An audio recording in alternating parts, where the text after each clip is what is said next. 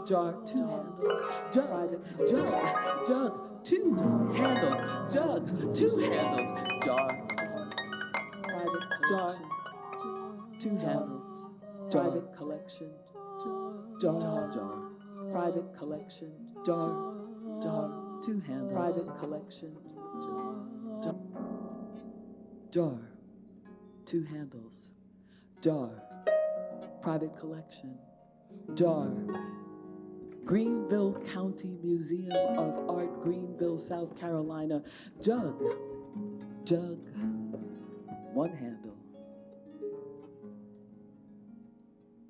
private collection, private collection, jar, private collection. McKissick Museum, University of South Carolina, Columbia. Jar, private collection. Museum of Fine Arts, Boston. I made this jar for cash, private though it's called lucre trash. Private collection. Jar, two handles. Private collection. A pretty little girl on a verge. Volcanic mountain. How they burge. Jar, private collection. Jar, jar. Private collection. Jar, four handles. Jar, four handles. Turn. Greenville County Museum of Art, Greenville, South Carolina. This is a noble chum. Fill it up, it will never turn. Jar, two handles. High Museum of Art. I made this for our Scott. It will never, never rot. Jar, this noble jar will hold 20. Fill it with silver, then you'll have plenty. Jar, a very large jar, has four handles. Pack it full of fresh meats, then light candles. Jar, two handles. This jar to Mr. Private Collection. Jar.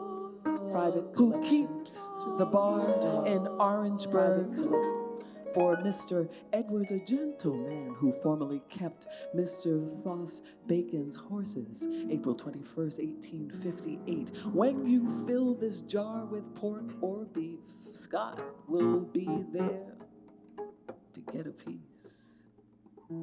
Jar, two handles. The sun, moon, and stars in the west. In the west are plenty of bears. I saw a leopard and a lion's face. Jar, private collection. Then I felt the need of grace. Jar, jar.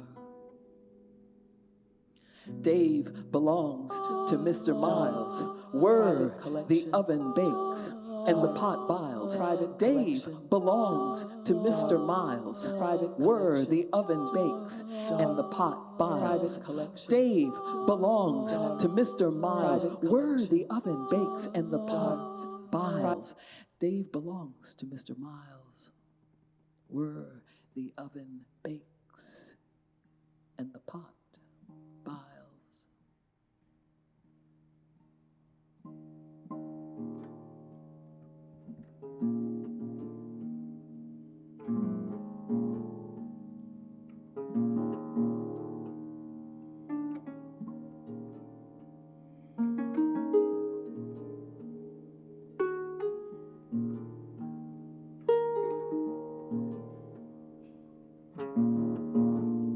Horses, mules, and hogs.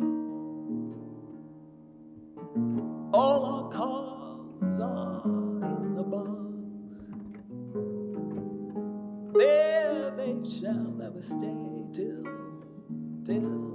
oh, they'll stay till the buzzards take them away.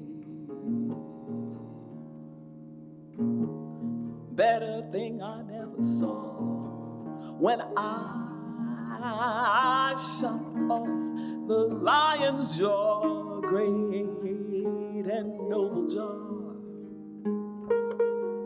Whole sheep, goat, or bear, cash wanted. Oh, this noble jar will hold 20. Fill it with silver, then you'll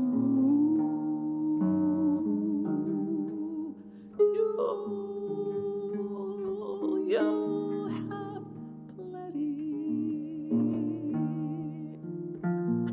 Oh, ladies and gentlemen, shoes, see all you can, and nothing you will lose.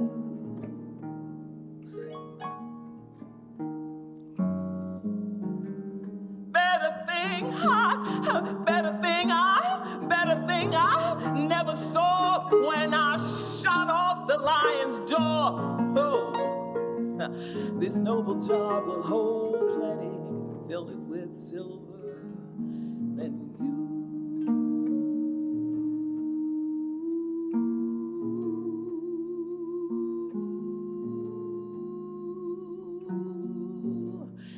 you'll have plenty. Ladies and gentlemen, shoes, shoes.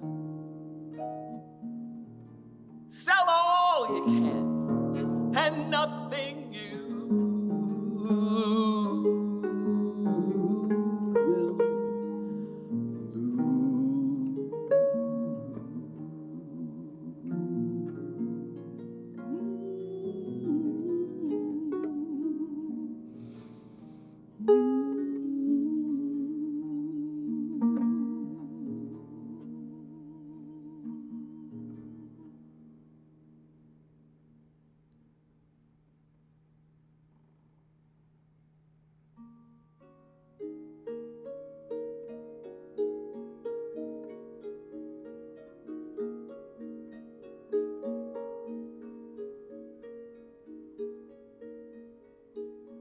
for Mr. John Monday.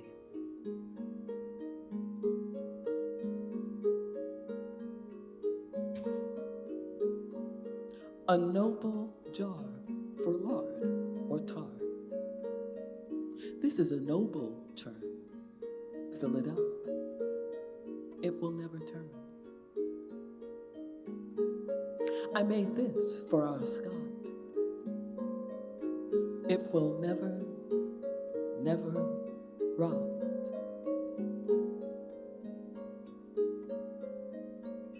A very large jar which has 4 handles. Pack it full of fresh meats, then light candles. This jar to Mr. Segler, who keeps the bar in Orangeburg.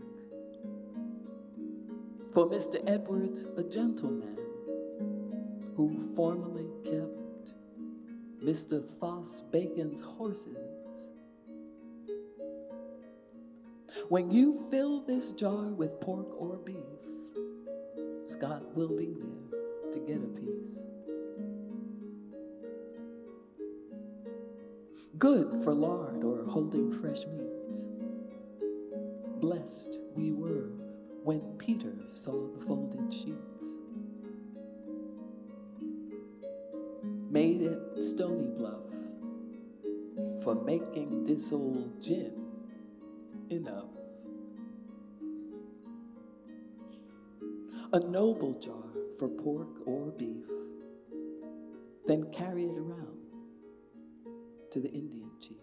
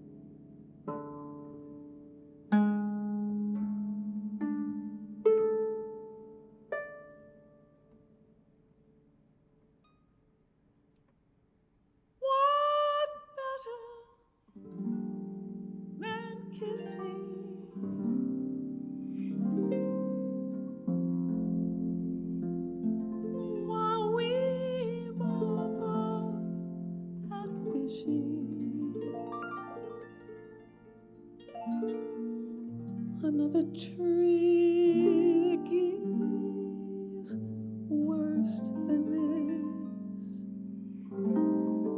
Dearest Miss, spare me a kiss.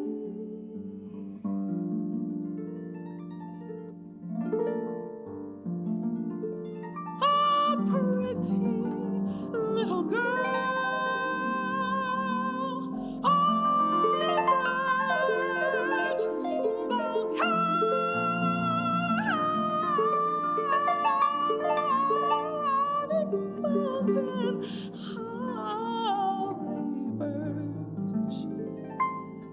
Think of me when far away.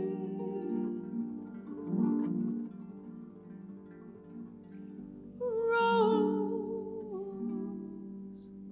dear.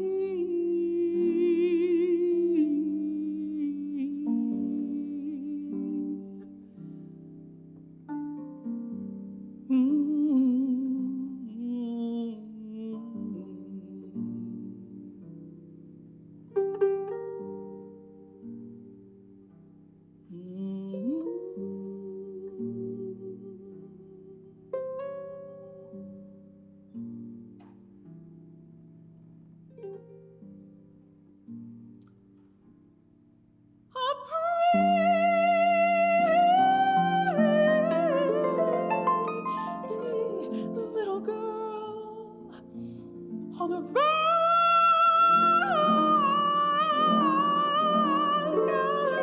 volcanic mountain, how they urge. Think of me when far away.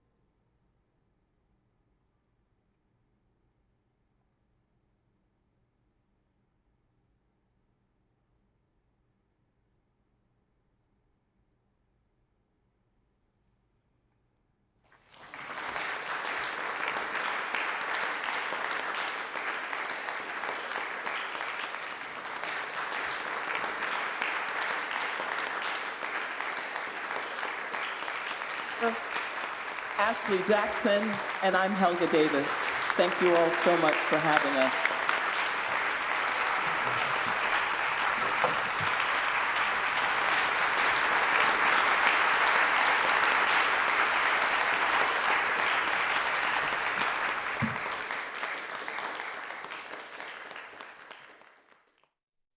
Extraordinary. That's what I'd say about everything we've heard today.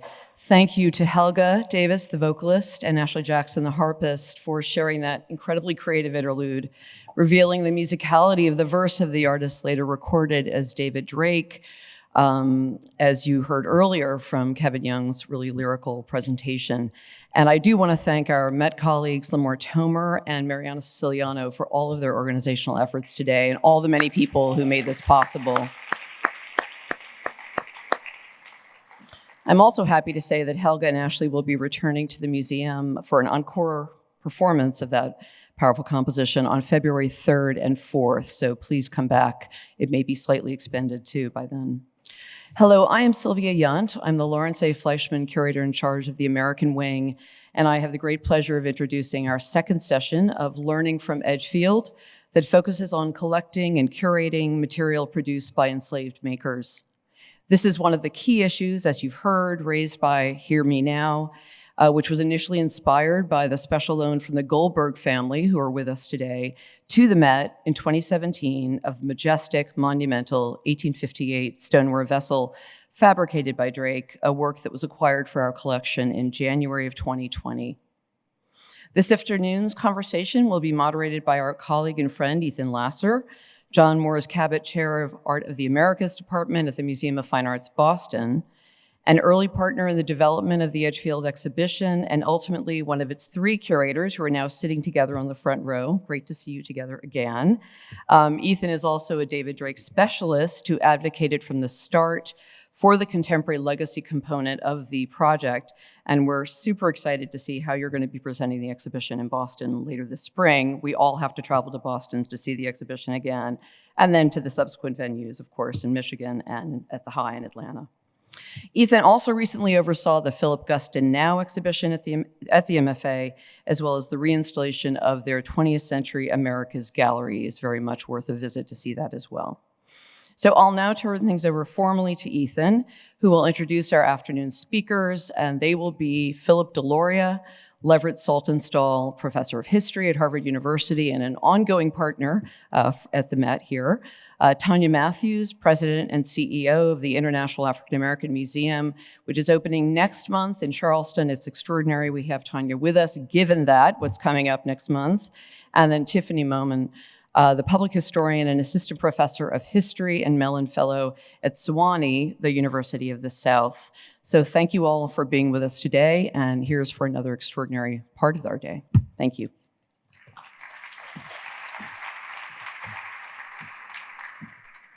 Thank you, Sylvia, for that great introduction and for your advocacy and support of this project all along, and to our wonderful performers. Wow. What a way to get into our afternoon, our final second session. Although I think we're just getting started. So maybe you should all stick around. You know, we'll make sure you're out on time, but we have a robust conversation to come. You know, like Jason and Adrian, I've been deep in this project for a long time, and the circle of our conversation just keeps widening, and it's great to bring new people into conversation and into the story. My own history with Edgefield starts in 2007 when I was a curator in Milwaukee, and I met a then young artist named Theaster Gates who told me that I had to go meet the potter named Dave. And so he picked me up, and I assumed, I thought we were going to a studio or something, and of course we arrived to a big pot. And I've been in this history in these objects, 10 years, 15 years since. And I think part of that's about the history itself, right? And the big questions it asks, and maybe the way that, as Kevin showed us earlier, that the generosity, the openness of Dave's verse, the way that even in 2 lines, even in a short couplet, I wonder where is all my relations, friendship to all in every nation. You never can quite pin it down. right? You can think about it and think about it. It's open, it bears on his experience, but other experiences too, endlessly interpretable. So part of it's that, and I know people here have been on this Edgefield journey even longer than me, but I was thinking about what sustains us. Part of it's the history, part of it's the people, the minds, the many different fields, historians, the artists, yay for the artists, the archaeologists who've been opening knowledge, building knowledge about these pots. But part of it, and I think this brings me to our subject this afternoon, is the way that Dave and the Edgefield story just keep chafing against certain museum conventions, just keep pushing us, challenging us to think about the way we do things as curators, as collectors, as people who work in museums, and collecting and curation is our subject this afternoon. So I'll say a few words about the questions I hope we can ask, and then I'll introduce our great panelists. And I might begin with our title, Hear Me Now. Hear Me Now, and ask, what does it mean to really listen to these objects and their makers and what they have to say about being shown, being presented in places like this, or my museum, the MFA, both 150 years old. You might say, you might ask the question, do these objects belong in the art museum as we know it? For me, the question can be flipped around. What does it mean? What does it take? What will it take to make the art museum a space for them to belong? And hopefully that's a journey we've started. Our museums have certain ways of doing things, deeply rooted conventions and protocols, practices of collecting and protecting and presenting works of art to the public. You know them, right? Acquisition committees and 100-word labels, vitrines, right? Safe from touch, white walls, beautiful displays. Should these conventions hold, right? What would it take? What would it look like to reimagine them? What would it look like to collect in a different way? Should the same rules that govern the way we say acquire an oil painting by a court painter in Europe apply to the acquisition of a work made by someone not compensated for their labor? And what about the gallery, right? What stories should we tell about these works in the gallery? From whose perspective should we present the work of the Edgefield potters, of enslaved makers? Does the voice of art historical expertise, the voice of the traditionally trained, credentialed art world curator, and this cuts home because I'm one of them, does that matter in these objects? What are some other ways of doing this? These are questions that Adrian and Jason and I have been wrestling with all along, and they've led us down some pretty interesting paths into some pretty interesting places, which maybe we can talk about. But I want to say that we've been informed throughout our journey by the work of our panelists in different ways. They've participated in symposia, in conferences, we've read their writings, we've talked to them on Zoom calls, on the phone, and I'm just delighted to welcome them this afternoon. First, Philip Deloria, who is the Leverett Saltonstall Professor of History at Harvard, the author of Playing Indian, Indians in Unexpected Places, and Becoming Mary Sully, Toward an American Indian Abstract. Deloria is a long-serving trustee of the Smithsonian Institution's National Museum of the American Indian, where he chaired for many years the Repatriation Committee and has been actively involved in repatriation work across a range of institutions, a leader in the museum conversation around the collecting and display of Native American art. And Phil, we're so fortunate to have your voice here as we think about questioning of museum conventions in another field. Also, about to open a museum, Dr. Tanya Matthews, President and CEO of the International African American Museum, located in Charleston at the historically sacred site of Gadsden's Wharf, one of our nation's most prolific former slave ports. And you'll hear more about this. IAAM is one of the nation's newest platforms, soon to open for the disruption of institutionalized racism. And in Dr. Matthews, it has an extraordinary leader who's a poet, a published poet, also a scientist, and someone I know has been involved with our project in Edgefield for a while now. And we're so grateful that you're here. It's not often one has the chance to speak to a museum builder, not just a museum leader, but a museum builder. And we're all interested to learn in the new approaches and new stories you're taking. And third, joining us this afternoon is Dr. Tiffany Moman, who is a public historian and assistant professor of history at the University of the South, where she teaches courses in public history and digital history and leads the project on slavery, race, and reconciliation.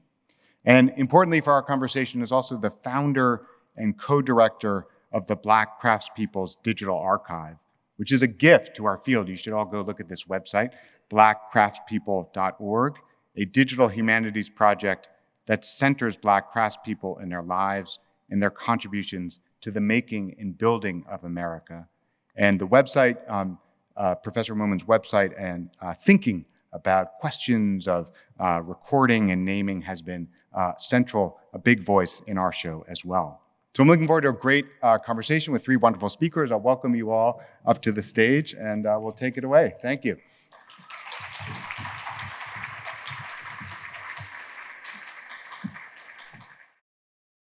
So let's see, should we start with Phil? Do you want to begin, and then we'll move down toward me? Okay.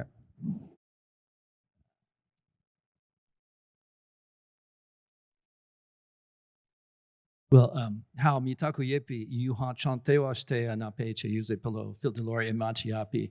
Speakers of the Lakota language will recognize that I'm not a particularly gifted person with this, but I do think it's important to have an indigenous language spoken in an institution like the Met, and I'm happy to at least give it a quick shot.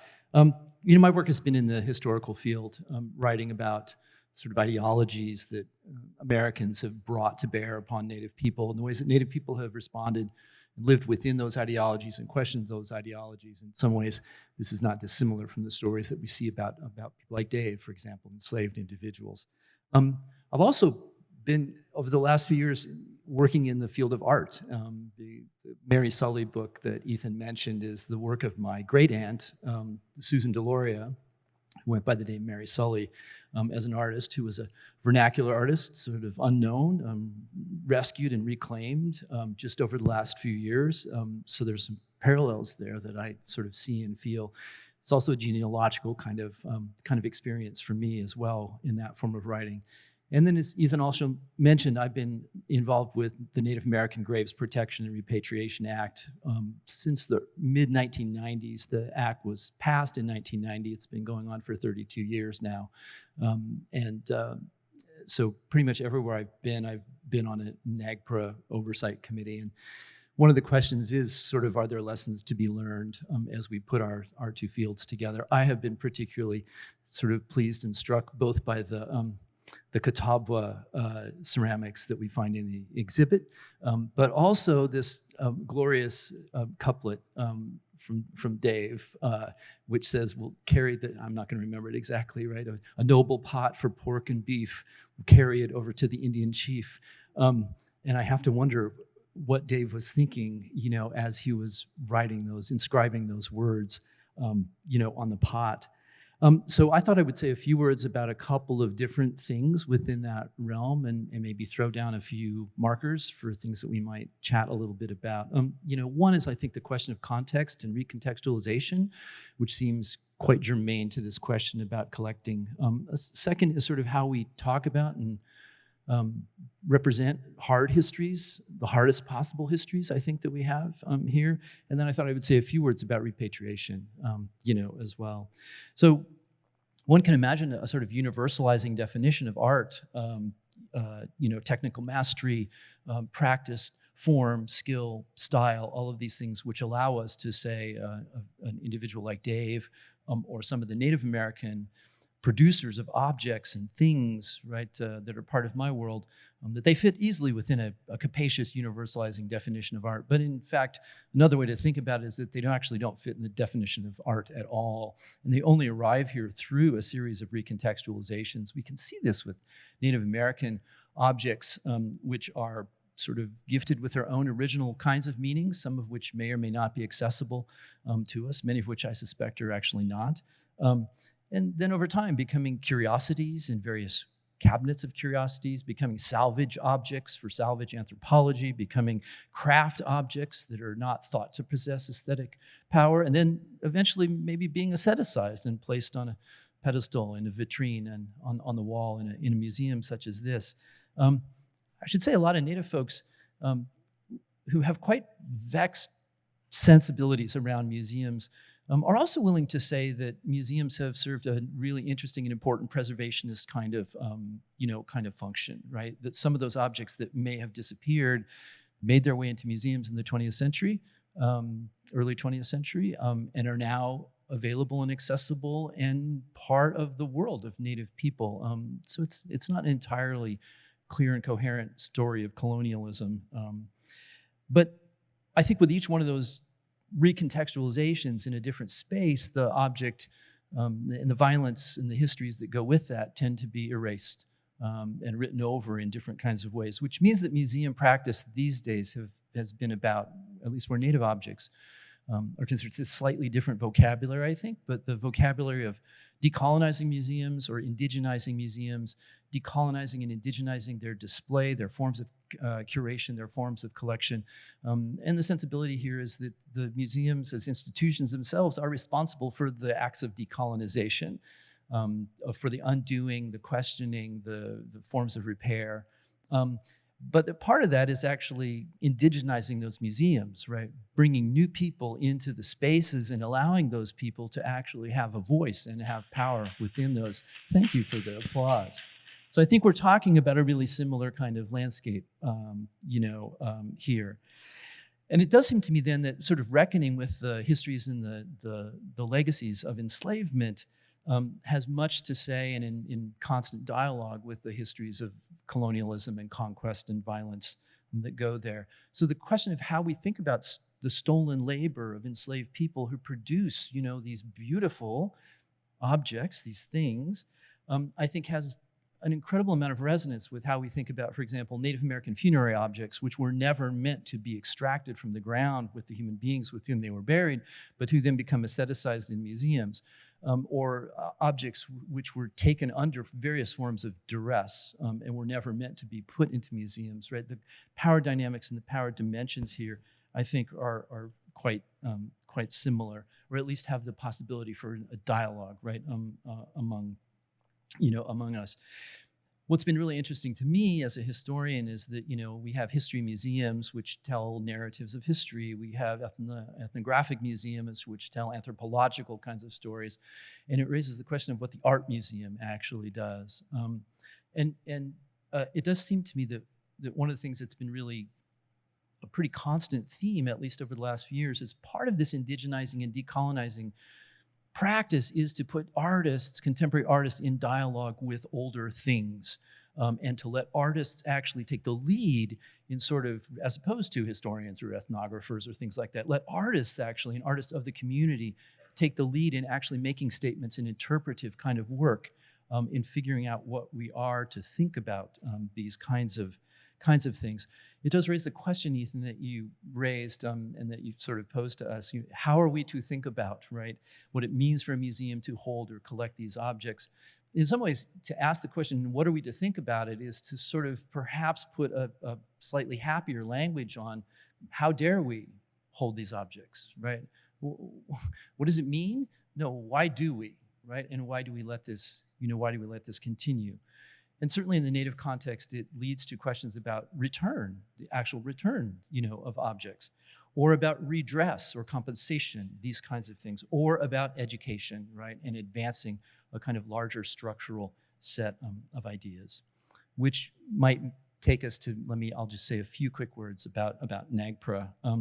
I think in many ways, NAGPRA, this is our acronym for the Native American Graves Protection and Repatriation Act, which is hard to say over and over again, is perhaps not the most useful way of thinking about these things, and partly for two reasons. The first is that NAGPRA actually identifies federally recognized tribes. So the question of descendant communities and of genealogies is mostly bypassed, right? Federally recognized tribes become the entity. Now, I should say, under NAGPRA, a lineal descendant takes priority over a federally recognized tribe. But for the most part, that hasn't really been the case. And it's because of the second reason, which is NAGPRA is very much powered by the question of human remains, which is puts us in a somewhat different kind of category. But it does seem to me that a few of the things that are useful is that this is a moral and ethical kind of imperative, which takes legislative and administrative forms as a way of sort of making claims on civil rights and human rights. And it feels to me like these questions are on the table for us as we think about these things. It's also led to really interesting and productive and powerful kinds of collaborations between Native peoples and museums. And I think this is all to the good. It's helped Native tribes and communities build capacity in these areas and build expertise. It's set up partnerships that have been really beneficial. And I think these are all things to think a bit about. And the last thing I would say is that there's 4 categories under NAGPRA, and I won't go into the detail on these, but one of them is a category of cultural patrimony. And I'm led back to Mabel Wilson's point earlier about property and ownership and the ways in which these things are and are not owned or ownable. And one of the things that cultural patrimony category points to is a kind of collective holding, is something that steps outside of a classic property holding kind of regime. And particularly in the last few years, as cultural patrimony work has been redefined away from it was the collective holding of the tribe, the collective property of the tribe, which could not be alienated by a single individual, and it was, and therefore the tribe has claims on it, right? To a much more expansive vision that maybe moves away from that moment of collecting or that moment of origin to the ways that the object or the thing actually has meaning in the here and now, right? That over time, with history and change, that these things can in fact become cultural patrimony when they weren't cultural patrimony under the formal designation of NAGPRA of the law. And in fact, what we're seeing is repatriations, returns to tribal folks, through this expansive vision, of cultural patrimony. And it speaks, I will say one last thing, actually. It speaks, I think, to one of the things that was so striking to me as I moved through the exhibit and as I listened to this fantastically moving music, is that there is a spiritual component and dimension of this that is not to be minimized. That NAGPRA is a deeply administrative procedure, but its outcomes, right, are a spiritual renaissance, a spiritual connection. And as we move through and we see these, encounter these kinds of objects, we cannot help, right, but have those kinds of experiences. This is where I think we have much commonality as we're thinking about these things. And it points to questions about how a museum is to respond to that as a provocation. Good afternoon, everyone.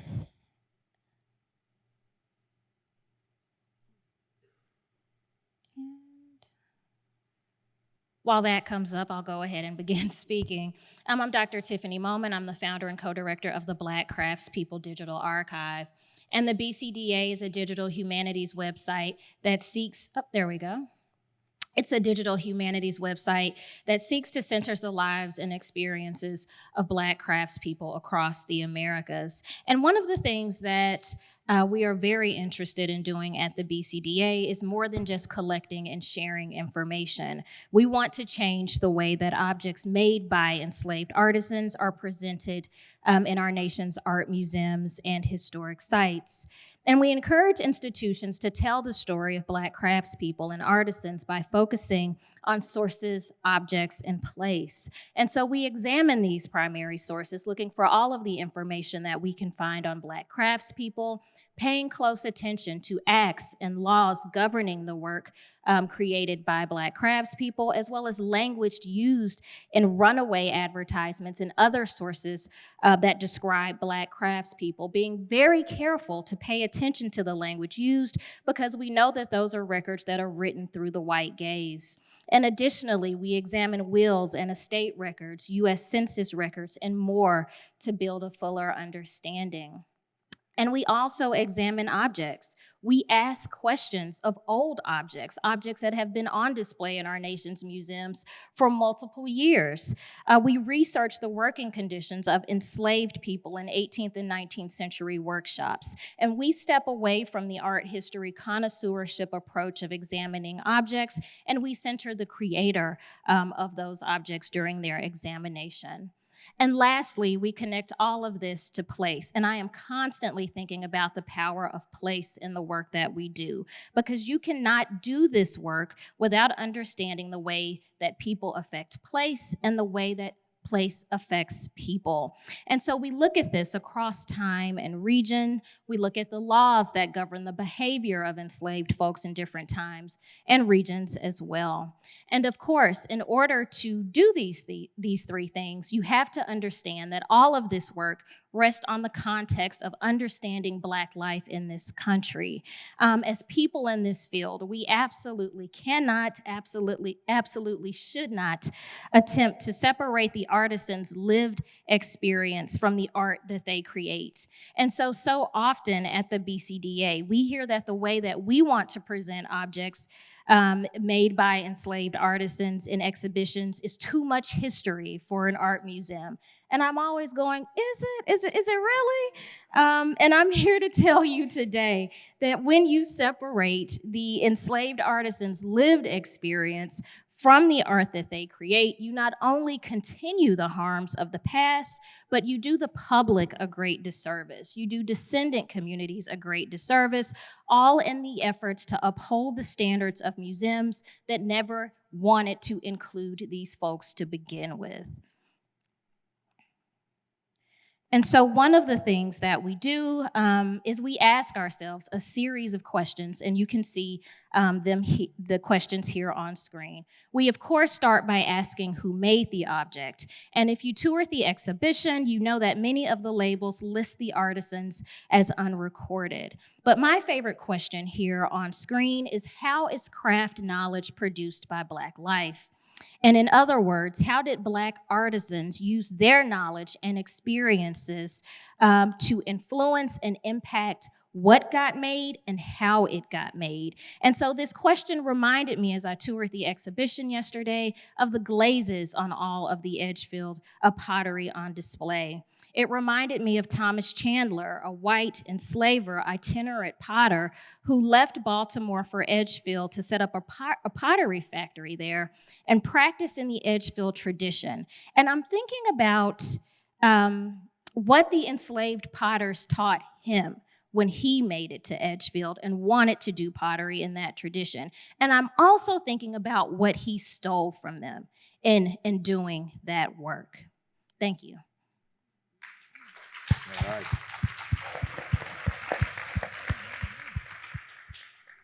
So I'm Dr. Tanya Matthews, President and CEO of the International African American Museum that we are building right now. And thank you, such sympathy. And so we are dedicated and founded to the authentic, empathetic storytelling of the African American journey.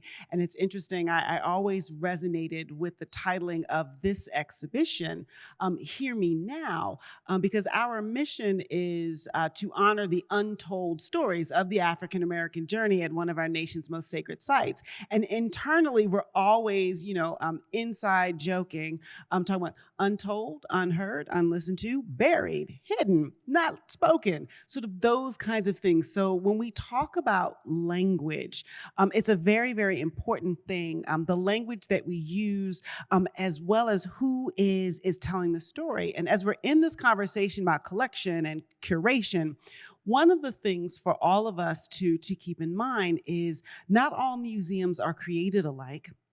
And not all museums are thought of similarly, right? And so when the International African American Museum has to understand how we tell the story and how we reckon with the pottery of David Drake that's in our collection, it's a different conversation than the one the Met has to have. Right? And part of that is not just who we are and how we were founded, but it's also what is expected of us, right? And so there are pros and cons and different weights around that. And one of the things, for example, as was mentioned in our keynote, Charleston, South Carolina was the hub of the international slave trade, right? Upwards of 60% of the trade would have come through this space. And so one of the things that folks are particularly excited about, particularly connected to, is that the museum is being built at the site of one of these slave trading ports, right? Arguably one of the most prolific, depending on which historian you're talking to. And so that is our power of place. That is also part of our origin story, right? Reading up that history, finding out that this is the story at this site. Now, what is very interesting is that the more engaged African Americans, Black folks, descendants, members of the living settlement and heirs communities that are still there, the more engaged they became in the conversation about what the museum would be about, that's when the story got bigger. Not all Black folks just want to talk about how our story started in slavery.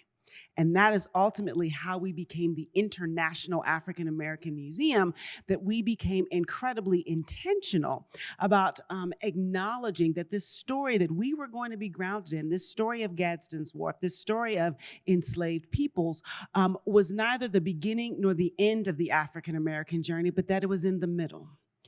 And that some of the stories we even tell today are in the middle. So that's just kind of an example of what happens when folks with different relationships to the story come into that conversation. Now, I would also say that part of that also puts us in a particular position when we're talking about the complexity and the diversity of the African American experience, because now we add on to that the African diaspora experience as well. So, for example, my colleague mentioned spirituality. A lot of this always has to do with spirituality, and we actually have an endowed director of faith-based engagement and initiatives at the museum because that has been so foundational. But in the hands of African Americans and folks who think through this and live through this, we have deliberately set up a faith-based advisory council that has more than 9 different religious traditions and spiritual traditions on it. Only 4 or 5 of which are Christian-based, right? And part of that is that illusion of the monolithic African-American community. Yes, we sing gospel music like the best of them. Even when the sister hit that chord on the harp, I was like, that is AME. And you can hear those things, right? But there's a lot of diversity to that, especially when you think about the international story. So now you're talking about the religious traditions that were brought forth. I think the last thing that I wanted to sort of seed in our conversation as we sort of begin this, and was sort of also mentioned, that when we talk about this collection and this curation, this theme that we have at our museum around the middle of the story, please even understand that this moment is the middle of the story, because we like to jump all the way back to Gadsden's Wharf at the very beginning, right? That it was a place of trauma, it was a place of torture, it was a place of enslavement, and then want to jump all the way up to 2022, 2023 and be like, okay, what are we going to do in this? What is still in the memory, though, of the community is all of the things that have happened in that place and in that space since then, not the least of which is massive gentrification of the space. So when I meet folks who are in and from the community who are willing to talk and tell the whole story, they want to tell me the story of the boroughs.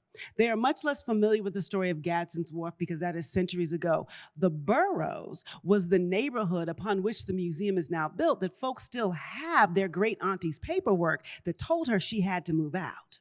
Right? And so when you're talking about trying to get communities that have this history, it's not just that folks are thinking about what happened centuries ago.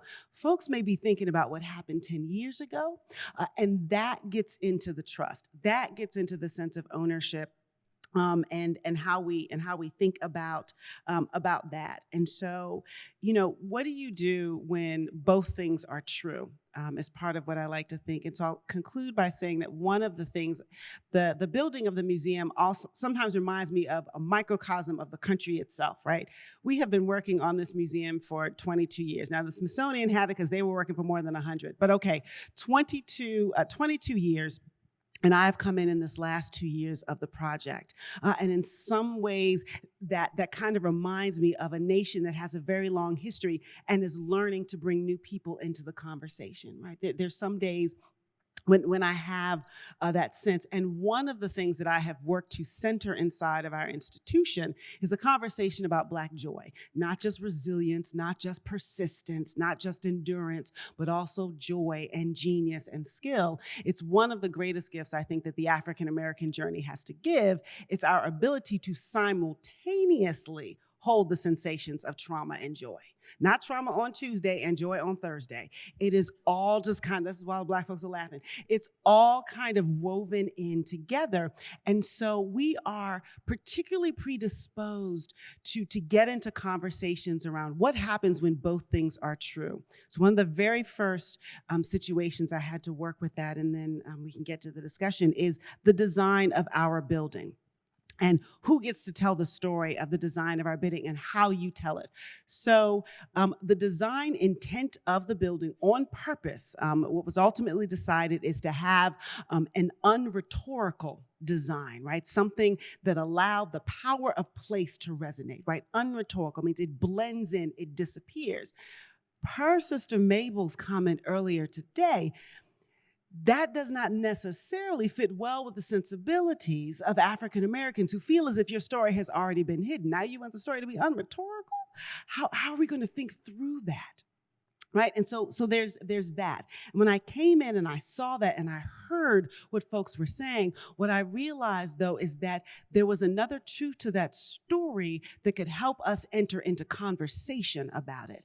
And the truth, the other half of that story is that when the designer learned that that's what we were trying to do, he began asking why. You know, the architects don't want their building to disappear. Like, that is not the point. I want my building to shine. And understood building at Gadsden's Wharf, what that meant, building this museum, what it would have to do. And then he reinterpreted that as, for the first time in his career, he was going to be designing a building for which the ground it stood on would always be more important than the building itself. And out of that, he decided that even the building will not touch the ground. And therefore, our museum is raised on 18 13-foot pillars. That is such an interesting way to get into that conversation versus leading with, we wanted a building that would disappear. And so part of this is understanding how to weave all of the truths into a single story so that we can get into a meaningful conversation about all of the challenging intents involved. Wonderful. All right, so first we're gonna go to Charleston, and then we'll go to Boston. Yeah, we can't wait. But when I wanna take you up to the show and I wanna look at what I think is the most powerful jug, which you might overlook because it's not the biggest one, but it's pieced together from sherds, from fragments. And it was put together by an archaeologist who took the sherds out of the pile, and it's incomplete. And Phil, you talked about repair and collecting as a kind of repair. And of course, this is the essential, literal repaired object that has yet missing pieces. And repair and redress and were words you used, and reparation. I'm interested in your thoughts about how museums, and Tanya's you're already talking about this in some ways, but how museums can be agents of repair, given, you know, what you've pointed out, that the decontextualization, the elevation on the pedestal is real, the removal from the site. You want to take that? Well, one of the things, you know, when you pointed that out, it is one of my favorite pieces because I'm thinking, wow, that was a lot of work. And then I saw pictures of the piles, right? So that is like literal needle in a haystack. You're trying to find just those pieces. And then you look at it and you see the missing pieces. And for me, there it is. That's the story. That's our country. That's what we're trying to do. We're trying to piece these things back together. And as much credit as we get for the effort of the piecing together, if pieces of the puzzle are missing, it's still the first thing you notice. And it's still the first regret you have. And that's how I feel sometimes around the missing components of African-American history, right? You can see that it's a pot. I mean, it's very clear from the pieces it's a pot. You can see where the pot was going. You can see what the pot was intended to do. But those missing pieces are still the things that draw your attention, and there's a longing for it, right? That there's an urge of, I wonder if I could go to one of those piles and find one of those pieces. Wouldn't that be amazing? And that, I think, that is part of what sort of hit me when I saw that. In terms of repair work, something that jumped into my mind after the first panel session this morning around the ideas of collecting and curating and displaying these objects is what the purchase of these objects means. So we know that these days, the state of the art field, Edgefield pottery has become increasingly more popular, especially after the events of 2020. But something I'm also thinking about is when institutions buy these objects for display, what are they doing for the community? I'm constantly wondering, when you buy this object for display and you put it on display in your museum, have you thought about the folks back in Edgefield? Have you thought about the descendant communities? Have you thought that with this great amount of money that I'm using to purchase this object, maybe coupled with that is the funding of an art program in Edgefield? Or maybe it's even better, go ask the people in Edgefield what they need, what they want out of that transaction. And I really think that that's a great way to approach that repair work. I think that's exactly right. I mean, it's easy to imagine as a question of how do we repair our old museum practices, which were maybe not so good, right? And that's internal stuff to the museum, and we do better. And that feels pretty insufficient, right, relative to these other kinds of things. That sort of repair actually has to kind of extend across space and across time. And I think, figuring out what that community is that has a claim on repair is no easy task. And in some ways, the museum, I'm using the museum as a kind of generic holder. And I think the point is quite clear. Not all museums are the same, on this point. But, museums in general are not particularly well equipped to do that kind of work. And that means, building new kinds of infrastructure, and then you're thrown back into the question of like, oh, well, let's build some more infrastructure in the museum and let's invest more resources in the museum, when in fact, maybe, it might be more useful to invest resources and figure out ways to move more quickly through a museum structure, right, of fixing and repairing internally in terms of representational politics and collecting, and then extend that as quickly as possible with as much resource flowing outward, right, and as much input flowing back in, right, because I think the point of sort of sitting internally, and no matter how diverse you make your museum staff, right, sort of like that internal conversation is not going to be as productive as a conversation with a community that you work with and identify, and that community grows, as things go on. What's complicated about it to me, especially when we start thinking about descendant communities and genealogies, is the museum is taking on the responsibility of calling into being at some point a new social body, right? Some people may know each other and some people may not know each other, and calling them into being around a very particular moment and instance. And there has to be some kind of, I think, reckoning with what that is as an ask on other people, right, who are out there having other kinds of lives, right, and some of whom may be ready and equipped to jump into that, and others who may not be, but who will be dragged into it, right? We've seen this. I mean, whenever we step outside of NAGPRA in repatriation things and we say, well, we'll have a descendant community and we'll have a family, there's always a second family and a third family, right? And they don't always get along with each other. And suddenly we think to ourselves, what did we just do to these people, right? So I want to say, like, that outreach is really super important, but we shouldn't imagine that it's easy, and we shouldn't imagine that the museum is going to do a particularly good job of it. Yeah, no, I wanted to actually ask you to talk about, because you're thinking about families and descendants, although I hear you, we shouldn't use the term so loosely, right? Like, it's not a universal block, but tell us what you're thinking.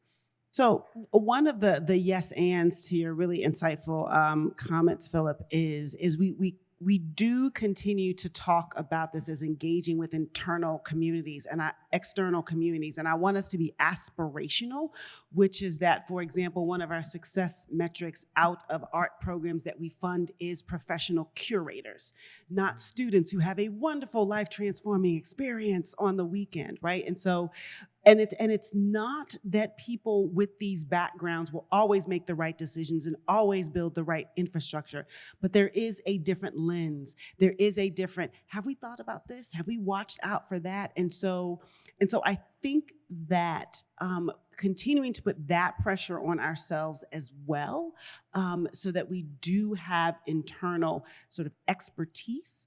And then, to your point, one of the major components of the International African American Museum, is a genealogy center. We have dedicated quite a large footprint of our museum to a functioning genealogy center. We are connected to some of the largest genealogy databases in the world. I'm working on a partnership with Barbados right now to also connect their archives on the transatlantic slave trade from the British slave trade to Barbados, because that was a major middle port, and the incredible connection that Barbados and Charleston have. And so for me, one of the really interesting things about this is talk about elephant in the room. Okay, right? Because a lot of these conversations have been esoteric. And usually African Americans are talking about a generalized connection to descendancy, right? It's only recently that we've been talking very, very specifically, right? And we're still grappling with that. If someone comes to you and says that they are 6th generation descendant of Benjamin Franklin, your eyes go up. It's a big thing. Oh, okay, all right. And then there is some ownership of their voice in any conversation that you have about Ben Franklin, regardless of how much they know about their great-great-great. That is just the way we do that. We're not quite there yet when we are starting to talk about that in terms of African American genealogy. Right now, we're in a space of apology, maybe a slight space of repair work, but we're not yet in the space of ownership. Right? So we're not talking about, does descendancy give you particular ownership of the conversation, of the direction? And I think that's what becomes really, really interesting in that. And I hope that universities continue. Several universities have made moves of making specific repair work for descendants. In terms of tuition remission and those kinds of things. There is nothing more fascinating than an educated, well-educated sort of descendant who can really participate in these conversations. And so I think that is, I think it's really important. And the track that the museum is taking is that we are a genealogy library, just Center for Family History, but we're a library in that when you go to a library, the librarian doesn't read the book for you, right? She or he points you in the direction of the book that you need to read. And I think that there is something extra about we're trying to transfer the skills of genealogy so that you are not wholly dependent on the museum and our team. We're there for inspiration. We're there when you get stuck. We want to be able to give you access and to be able to also spread that conversation. And I think the other thing, and I learned this when I visited Barbados, is if you ask folks, you find out that they actually know. We as scientists and researchers, we're trying to do all this research and we're looking at all the documentation and we're digging. We have not thought to go ask the gentleman next door who's been living there for 6 generations, knows exactly where you should be digging and who was there before. And so I think that there is also something to that, in that when we begin doing genealogy work at scale, I'm fascinated by the stories that will appear and will surface, because folks will finally decide, oh, maybe, and I'm about to do it, they're going to hear me now. All right. Tiffany, that seems to relate. That's so wonderful, this idea of asking the person next door, which, in a way relates to your work too, which is digging in archives, looking for names. How much are you talking to people today to find artists in the past?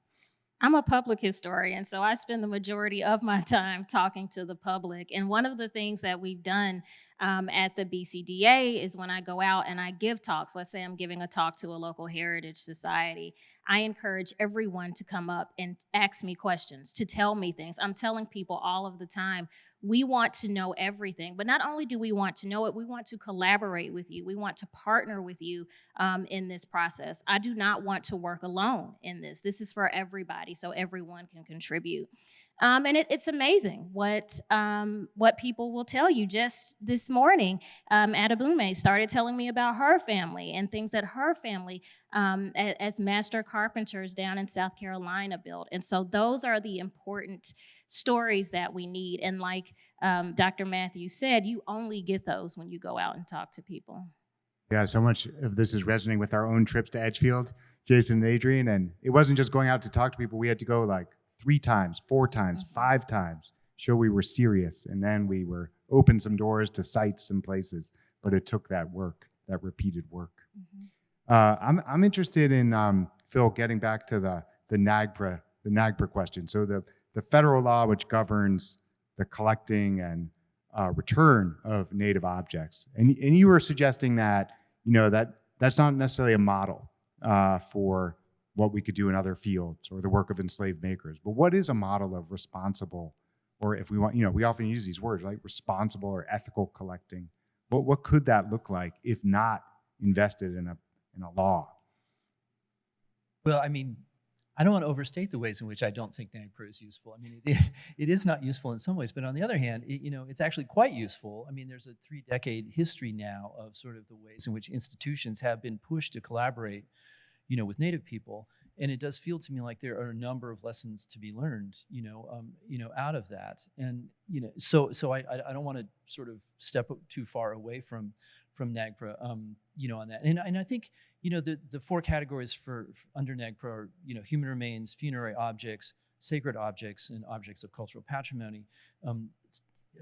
Human remains and funerary objects take up so much of the time and attention, but actually the sacred objects and cultural patrimony categories, which most museums are not dealing with in kind of the same kind of volume, are the most interesting categories under NAGPRA because they have a bit more, I don't want to say they have play built into them or fluidity, but sort of with the sacred objects category, you come and make the case that like this is an important thing for the continuance of our people and our rituals and our traditions. And and so that's not quite as rigorous a standard of sort of cultural affiliation or the ways in which NAGPRA has tried to deal with these other complicated sort of questions. So it feels to me like that back half of NAGPRA, those other 2 categories, open up other sorts of possibilities.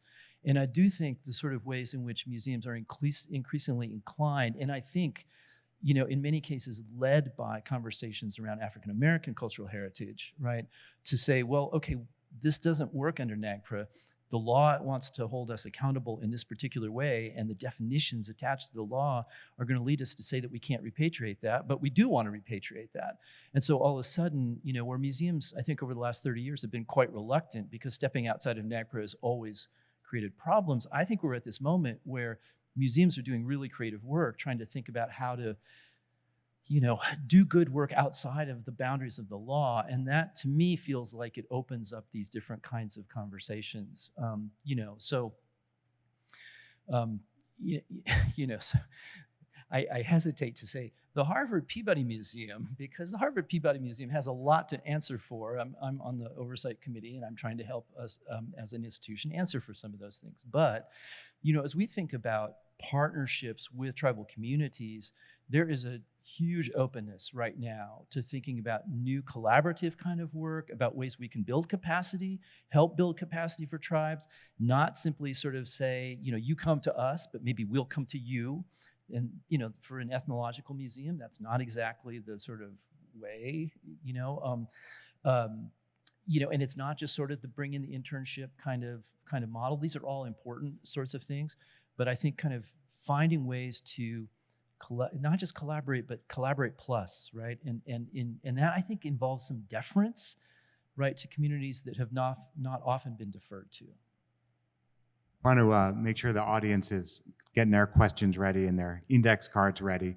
But a few more thoughts for all of you. Building on this, we had a conversation with Professor Vincent Brown, your colleague, who is an author for this book, asking Professor Brown about responsible collecting of Edgefield wares, works by enslaved artists. And his response, provocateur, was, you can't own these things. You can't even think about ownership or property or owning something made by someone under duress, not compensated for their labor. Throw the idea of property out. So I'm curious, do you guys have ideas of other forms of, you mentioned shared ownership, other forms of custodianship or ownership that could extend to the museum, or that we should be putting in our heads? So in our, that wasn't me. No, it'll come back on. I believe in technology. There was something that sort of popped in my head, I think, in the beginning. There is a very thin line between stewardship and colonization, and we have to tread wisely. And the thing about wisdom is, wisdom comes over time. You're gonna have to make some mistakes and learn. And so in your conversation, your question about sort of ownership, and you opened the door to Harvard, not my fault. So, there's this discussion that's going on right now around these daguerreotypes that are at Harvard, right?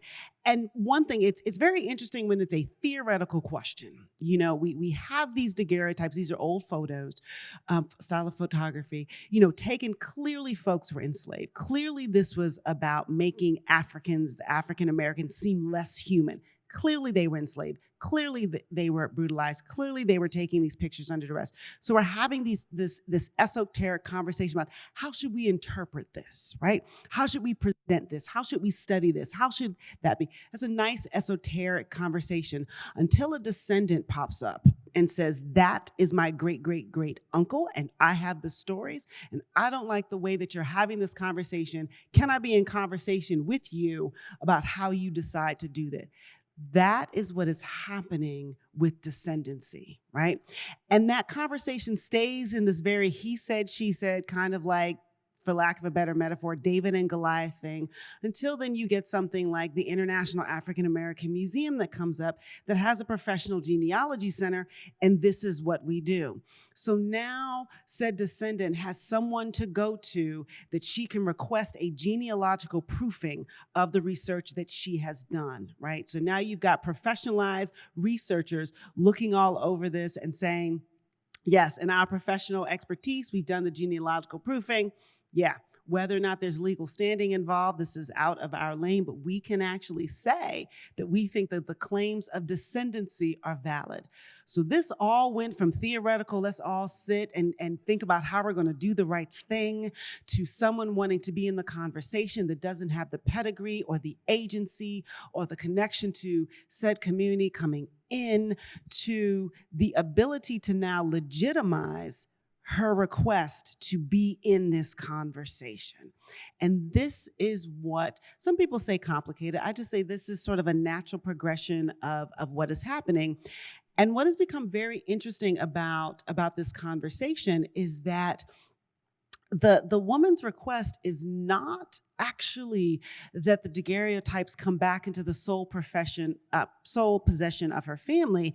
It's that the family get to have say in which professionalized institution holds the daguerreotypes. So she's not even trying to pull them back from the public. She's saying, yes, I agree it's history. Yes, I agree it should be displayed, but I want it to be in an institution that I believe respects my family in that way, right? And so it is very complicated, frankly, a really, really good test case, because you're not actually talking about pulling stuff away and into private collections.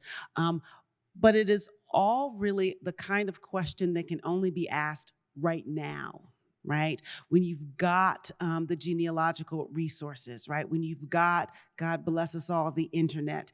And when you've got sort of all of these things, it's sort of bringing all of this together. And these are the conversations that we're in, and these are the kinds of conversations that we could have. And this is where things get very, very interesting and very, very complicated. So when a museum, say the International African American Museum, participates in an auction to bring in pieces into our collection, we have to be very, very mindful and intentional about we're in the space of preservation and stewardship, not in the space of colonization, which is essentially to bring it in where the experts sort of get to decide what happens. It's a really interesting time, a wonderful time, honestly, I think, to be in a museum and to be in this practice. Can I just say how fantastic this is, right? I mean, and I think it really does point to this moment where the things we can do with genealogy now are quite extraordinary. And, and this thing, historical time, it just feels like, 1850 was so long ago. In genealogical time, it's nothing, right? I mean, like my great-grandparents, 1850s, right? I mean, it's just not that hard to get back, right, to these particular kinds of moments. And I think, one of the things that, of course, comes up in the Native context a lot is DNA testing and genetic testing and these kinds of things. And of course, my other colleague, Skip Gates, right, who sort of like pioneers this for us on, on his show. I mean, we're at this moment where I think like uncovering these things is just the possibilities, and it's going to raise all of these new sort of dimensions, and museums and institutions are going to have to be accountable differently than they were before. And it's pulled the veil over all the ways, off the ways that, museums have been unwilling collaborators, right, in this. It's going to force a new kind of way, of reckoning, I think, and it's about time, right? Hopefully it's happening, right? It's starting to happen. Here we are. I see some index cards coming my way. Thank you. Okay. All right. To that point, what is the next step? Where do we go from here? Tiffany, you want to take that? Because you're already thinking about how museums are going to use your resources, how museums should use your site. I think the next step is to really do the work. And I think even more specifically, understanding what it takes to actually do the work, having the right people in place who can do the work.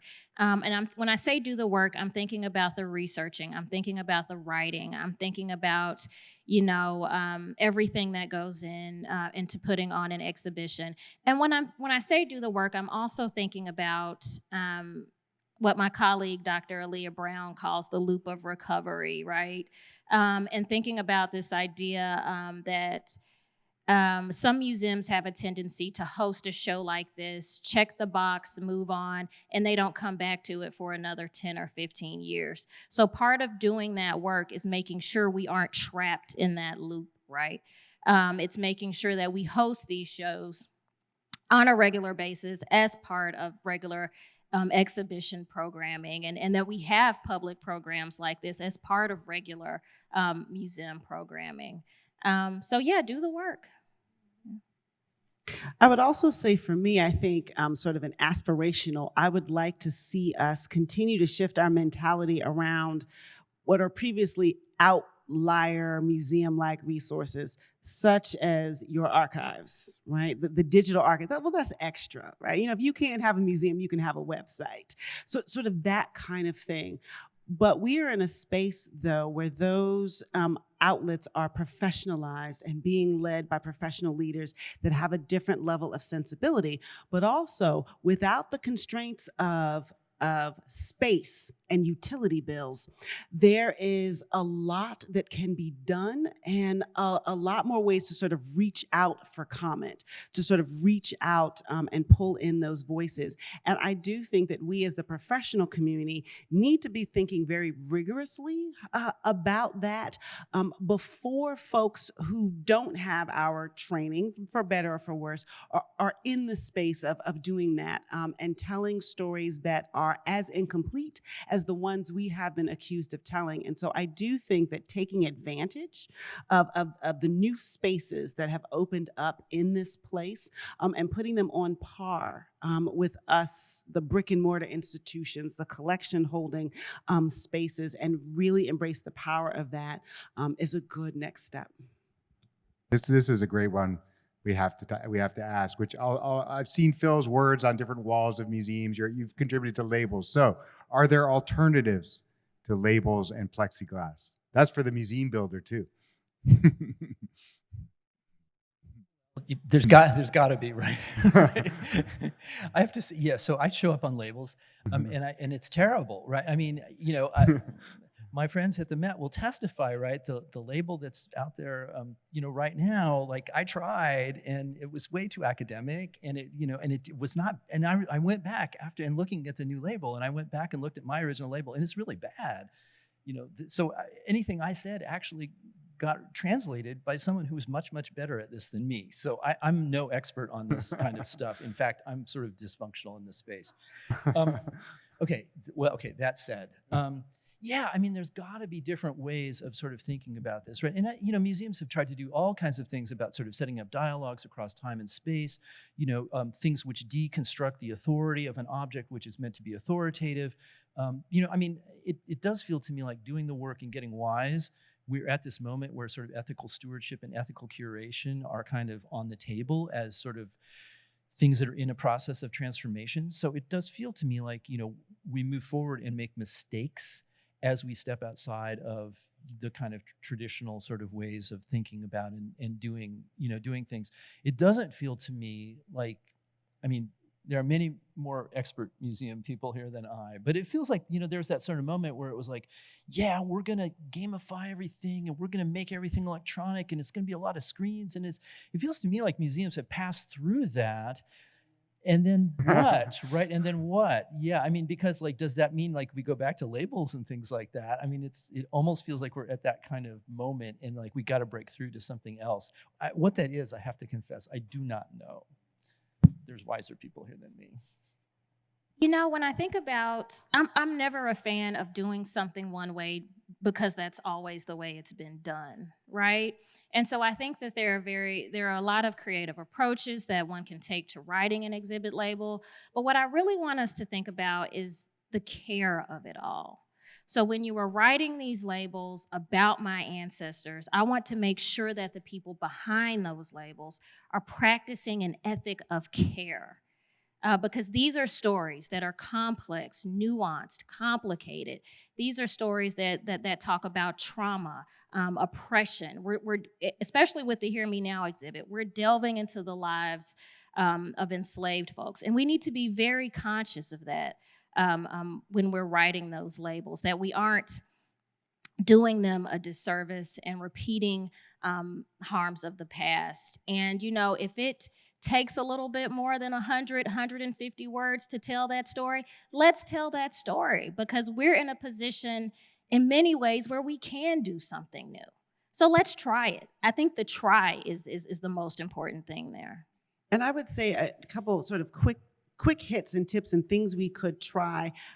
To Tiffany's point, the source makes a difference, right? And even if the source doesn't get it completely right, it opens a level of constructiveness to the conversation. So for example, in the first when we were doing the introduction, when Adrienne was doing the introduction, she showed the faces of all the folks that had been engaged in the audio tour. What museums don't do is we don't put up the faces of those who are sort of behind the interpretation. Sometimes there's a good reason for that. But when it looks that good, it makes a difference, right? It brings people into the space with a different level. Even if you have issues, you come to that in a different way. And then the second pro tip is, God bless the QR code. If 2020 gave us anything, it is the ability to understand a QR code. And the fact that, so for example, the audio tour that we have is fully open access, can be downloaded, can be listened to anywhere, actually opens up the possibility of multiple tours for one exhibition, right? With many sort of different kinds of voices. And don't just pick this curator, that curator, 12-year-old, whatever, sort of different kinds of things. And I think that's another way to add more to the story. Wonderful. Well, I feel like we're just getting hot here. We're just getting going, but our time is coming to an end. And thank you all in the audience. Thank these wonderful panelists. We're going to follow all of your work, your websites, your museums, your work across museums, your writing. So thank you for being here and for planting so many seeds for us as we go ahead with Edgefield. And I'm going to ask Adrienne and Jason to come back up, and we'll let you all go back to your seats. Thank you.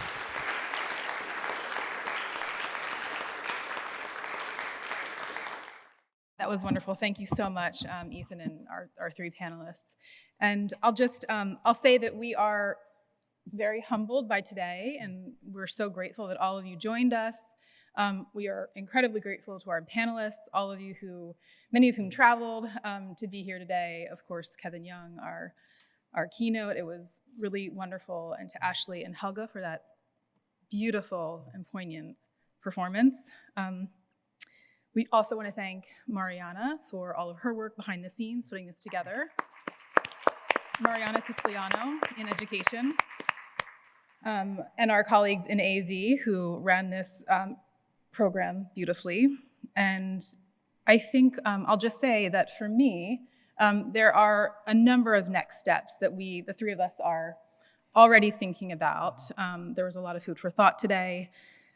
There's many necessary steps involved, but I think, as Tanya was just saying, thinking outside of these walls, thinking of new ways, maybe looking to what we've done before and rethinking those structural limitations and how they don't sort of apply to projects like this.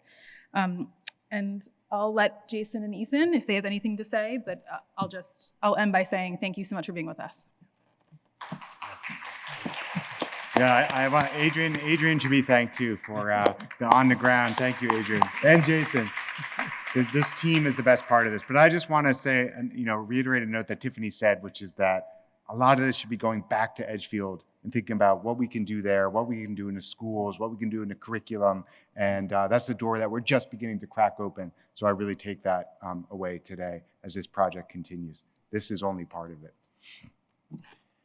I just want to thank all of you, of course, for coming out and to just reiterate the fact that this project has been years in the making, but it's also going to travel. So it's still going to live for a couple of more years at the different venues and sites. And I invite you and welcome you to come along on the ride with us. Thank you so much for coming out.